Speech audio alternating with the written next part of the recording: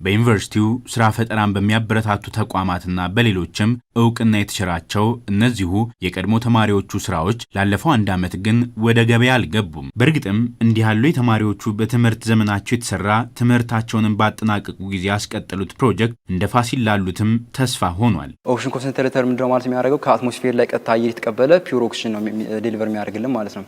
ብዙ ጊዜ የተለመደው ነገር ምንድነው በብዙ ሆስፒታሎች ያለው ምሳሌ ትልልቅ ሆስፒታሎች ብንነሳ ከሴንትራል የሆነ ኦክሲጅን ሲስተም አላቸው። ያን ነው ከዛ ተነስቶ ነው ኦክሲጅን በየቤዱ የሚሰጠው ማለት ነው።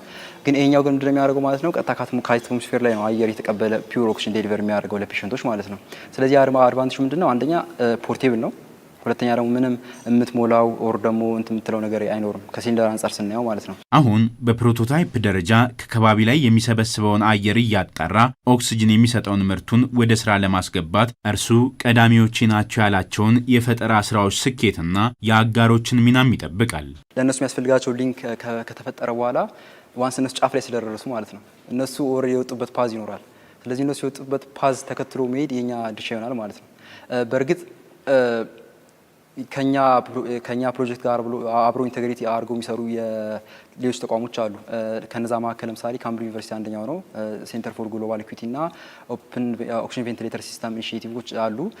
እነሱም ሳፖርት ያደርጋሉ። የሌሎች ዩኒቨርሲቲዎችም አሉ። ከዩኒቨርሲቲ ኦፍ ባዝ አንደኛው ለምሳሌ የእነሱም ድጋፍ ተጨምሮበት የእነሱም ሊንክ አብሮ ኑሮ ማስኬድ የሚቻልበት ወይ ይኖራል።